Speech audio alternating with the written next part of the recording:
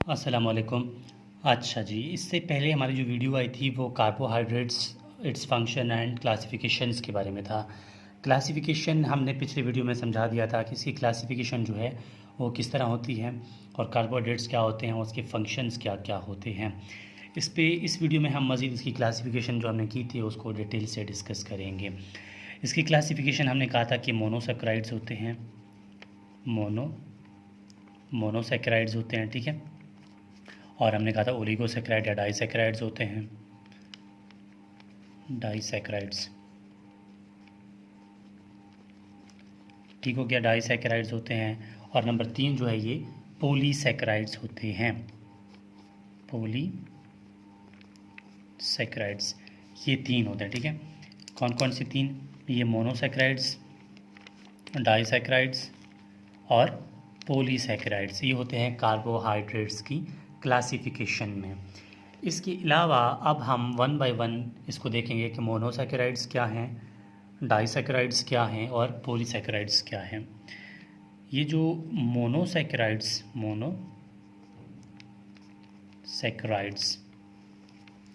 अब वर्ड जो मोनो है इसका मतलब है सिंगल, ठीक है। सैकेराइड का मतलब है sugar.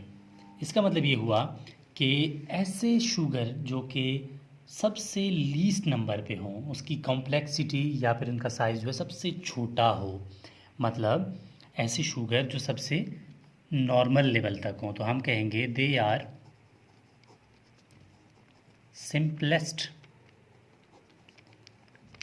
Simplest form of carbohydrates, they are simplest form of carbohydrates, ठीक है। They are simplest form of the carbohydrates. दूसरा हम कहेंगे they are sweet in taste, they are sweet in taste. जब हम इसको मतलब खाते हैं तो टेस्ट में ये स्वीट होते हैं, मीठा होते हैं। इसके अलावा they are soluble in water, they are soluble in water, water में ये जो हैं सोलूबल होते हैं, ठीक है। हम इसको मज़ीद हाइड्रोलाइज नहीं कर सकते, they can not be hydrolysed further, मतलब हम इसको तोड़कर मज़ीद छोटे कार्बोहाइड्रेट्स नहीं बना सकते, मतलब इतने छोटे होते हैं, ठीक हो गया। इसके अलावा जो मोनोसैकेराइड्स हैं ये डिवाइड होते हैं on the basis of functional group divides, ठीक है। हम मोनोसैकेराइड्स को मज़ीद डिवाइड कर रहे हैं, divide on basis of functional group, ठीक हो गया। फंक्शनल ग्रुप की बुनियाद पर हम मोनोसैकेराइड्स को मज़ीद डिवाइड कर रहे हैं। सिंपल बात है, कोई ख़ास इतनी कॉन्सेप्ट वाली बात है नहीं इसमें। अगर कोई ऐसा हमारे पास मोनोसैकेराइड आता है जिसमें फंक्शनल ग्रुप जो है वो एल्डिहाइड है, ठीक है। एल्डिहाइड किसी के पास अगर होता है फंक्शनल ग्रुप तो इसको नाम देंगे एल्डोज़, तो वो होगा एल्डोज़, ठीक है, एल्डोज़ शुगर होगा। अगर किसी के पास कीटोन ग्रुप होता है तब इसको देंगे हम नाम कीटोज़, ठीक हो गया, तब इसको नाम देंगे क्या, कीटोज़। अब कीटोज़ या एल्डिहाइड इनकी जो अगर किसी के पास एल्डोज़ होगा उसका जो एग्जांपल है ग्लूकोज़ है, ठीक है, ग्लिसरल्डिहाइड है, ठीक हो गया। और यहाँ पर जो कीटोन ग्रुप है उसका एग्जांपल जो है वो फ्रुक्टोज़ है या डाईहाइड्रोक्सी एसीटोन है। फ्रुक्टोज़ भी हो सकता है, डाईहाइड्रोक्सी एसीटोन भी हो सकता है, डाईहाइड्रोक्सी एसीटोन, ठीक हो गया। और ग्लूकोज़ के साथ यहाँ पर ग्लिसरल्डिहाइड भी हो सकता है, ग्लिसरल्डिहाइड भी हो सकता है, ग्लूकोज भी हो सकता है। इनको बोलेंगे हम एल्डोज यानी एल्डिहाइड ग्रुप वाला। कीटोन ग्रुप कीटोज, फ्रुक्टोज और डाईहाइड्रोक्सी एसीटोन ये हो सकते हैं, मतलब यही एग्जांपल्स हैं। इसके अलावा हमने आपको पीछे मतलब बता दिया है कि जो फंक्शनल ग्रुप्स के हिसाब से हम इसको डिस्कस करते हैं। अगर इसको मज़ीद थोड़ा सा देखें तो हम कहेंगे कि जो ग्लिसरल्डिहाइड है और या ग्लूकोज है, इसमें एक वर्ड हम पढ़ते हैं एसिमेट्रिकल कार्बन, ठीक है, ए सिमेट्रिकल कार्बन। ठीक है, यानी इस मोनोसेक्राइड में हम एक वर्ड पढ़ते हैं एसिमेट्रिकल कार्बन। तो इस कॉन्सेप्ट में हम देखेंगे कि एसिमेट्रिकल कार्बन होता क्या है। ठीक है, और इसके जो ग्लूकोज है या फ्रुक्टोज है, इसमें कितने कितने या किस तरह एसिमेट्रिकल कार्बन होते हैं। अब हम बात करेंगे एसिमेट्रिकल कार्बन होता क्या है। एसिमेट्रिकल कार्बन वो कार्बन होता है जिसमें एक कार्बन हो और उस पर 4 मुख्तलिफ ग्रुप्स लगे हुए हों, उसको बोलते हैं एसिमेट्रिकल कार्बन। ठीक है, मसलन ये कार्बन है, इस कार्बन में 4 बॉन्ड्स बनते हैं ना हर कार्बन में, इस कार्बन में 4 मुख्तलिफ ग्रुप्स लगे हुए हों, A B C and D. ठीक हो गया। अच्छा, यानी ए बी सी डी 4 मुख्तलिफ है ना, तो इसको बोलते हैं, इस कार्बन को क्या बोलेंगे, इस कार्बन को बोलेंगे एसिमेट्रिकल कार्बन। अब इसके एग्जांपल देखें कि भाई ग्लूकोज में एसिमेट्रिकल कार्बन कितने हैं। ठीक है, या फिर ग्लिसरॉल्डिहाइड में ये एसिमेट्रिकल कार्बन कितने हैं। तो इसके लिए सिर्फ हम एमसीक्यूज़ के हिसाब से इसको याद कर सकते हैं। अगर हम बात करें ग्लूकोज की, तो हम कहेंगे कि ग्लूकोज में 4 एसिमेट्रिकल कार्बन्स होते हैं। अगर हम बात करें ग्लिसरॉल्डिहाइड की, ठीक है, ग्लिसरॉल्डिहाइड, अगर हम इसकी बात करें तो ग्लिसरॉल्डिहाइड में जो एसिमेट्रिकल कार्बन्स होते हैं वो होते हैं टोटल एक कार्बन होता है इसमें एसिमेट्रिकल कार्बन। तो यहाँ कंप्लीट डिस्क्रिप्शन कंप्लीट हो जाती है मोनोसेक्राइड्स की। अगर सेम इस तरह आप कोई भी पास पेपर देख लें, ठीक है, अगर पेपर में आता है कि मोनोसेक्राइड्स की कार्बोहाइड्रेट्स को क्लासिफाइड करें, अगर इतना आप इस तरह लिख लेते हैं तो यकीन करें आप बहुत कुछ हासिल कर सकते हैं। अच्छा, इसके बाद बात आती है डाइसेक्राइड्स की। ठीक हो गया, डाइसेक्राइड्स। अब ये डाइसेक्राइड जो है, देखिए ना, नाम से जाहिर है, वो भी हमने पढ़ा था, डाई का मतलब है 2 यानी 2 मोर देन 1, और सेक्राइड का मतलब है शुगर। ठीक है, अब हम इसको कहेंगे combination of monosaccharides, combination of 2 monosaccharides. ठीक है, कॉम्बिनेशन ऑफ 2 मोनोसेक्राइड्स कॉल्ड, क्या कहते हैं इसको, डाइसेक्राइड। ठीक है, डाइसेक्राइड, मिसाल ग्लूकोज, ये 2 मोनोसेक्राइड है ना।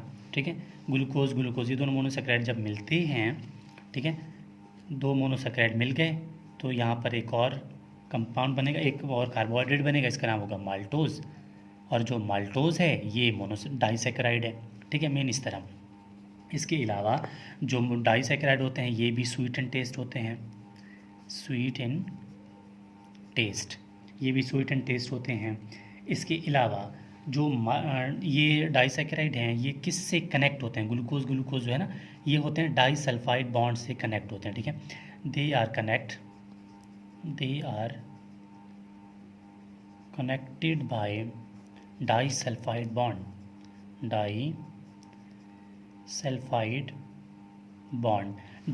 बॉन्ड की वजह से ये 2 ग्लूकोज के मॉलिक्यूल एक दूसरे से मिलते हैं। इसके अलावा ये जो डाइसेक्राइड कंपाउंड्स हैं या मॉलिक्यूल्स हैं, कार्बोहाइड्रेट्स, ये क्या करते हैं कि वाटर सोल्यूबल हैं। ठीक है, यहाँ पर मैं लिख देता हूँ कि वाटर सोल्यूबल हैं। और इसके अलावा हम इसको मज़ीद हाइड्रोलाइज कर सकते हैं। ठीक है, इसको मज़ीद हाइड्रोलाइज करके हम लोग क्या बना सकते हैं, मोनोसेक्राइड बना सकते हैं। मोनोसेक्राइड तो ख़ुद एक बेचारा चुन्ना मुन्ना सा बंदा था ना, वो तो चुलबुल सा बंदा, उसको तो हम कुछ कह ही नहीं सकते ना, जो सबसे नॉर्मल है, क्योंकि उसको हम मज़ीद जो है हाइड्रोलाइज नहीं कर सक रहे थे। ये जो डाइसेक्राइड है उसको हम लोग हाइड्रोलाइज कर सकते हैं, मतलब यहाँ पर वाटर की मौजूदगी में तोड़ लें तो 2 ग्लूकोज में टूट जाएगा। अच्छा, ये जो मज़ीद इसके एग्जांपल्स देखें हम लोग, माल्टोज़ है। ठीक है, माल्टोज़ को हमने बता दिया कि माल्टोज़ जो है किन किन चीज़ से बनाता है, ग्लूकोज से हम क्या बना रहे थे, माल्टोज़। इसके अलावा माल्टोज़ के अलावा हम लोग माल्टोज़ के अलावा सुक्रोज़ है। सुक्रोज़ भी क्या है, एक कार्बोहाइड्रेट है। अच्छा, इसके बाद ये है फ्रुक्टोज़, ये माल्टोज़, सुक्रोज़, और लास्ट में आता है लैक्टोज़। ठीक है, सॉरी लैक्टोज़ नहीं है। ठीक है, ये होता है, मतलब जो हमने बताया था ना आपको कि एक, हाँ, तो maltose, sucrose and lactose. Maltose किस किस से बना था, ग्लूकोज प्लस ग्लूकोज, ये दोनों मिलते हैं तो क्या बनता है, ठीक है, माल्टोज।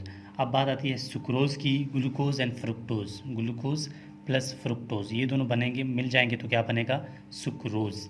अब बात आती है लैक्टोज़ की, लैक्टोज जो है वो गैलेक्टोज एंड ग्लूकोज जब मिलते हैं, ठीक है, गैलेक्टोज, गैलेक्टोज प्लस ग्लूकोज ये दोनों जब मिलते हैं तब बनता है क्या, लैक्टोज। अब इनकी नाम ये तो हमने एक जनरल एग्जांपल्स आपको बता दिए हैं। अब माल्टोज हो या सुक्रोज, लैक्टोज, ये इनके अपने कुछ स्पेशल बायोकेमिस्ट्री में भी कुछ नाम है, ठीक है।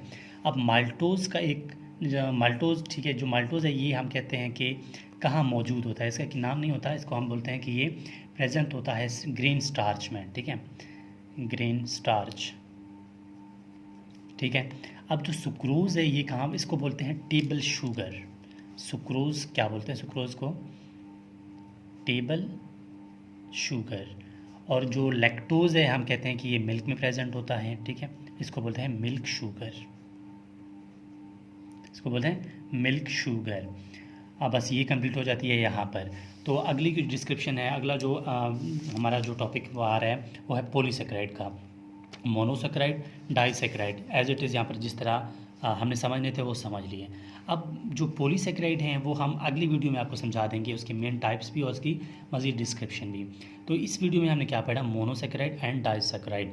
आप लोगों को अगेन मैं ये बता दूं कि ये कार्बोहाइड्रेट्स हम इस तरह आहिस्ता आहिस्ता पढ़ेंगे।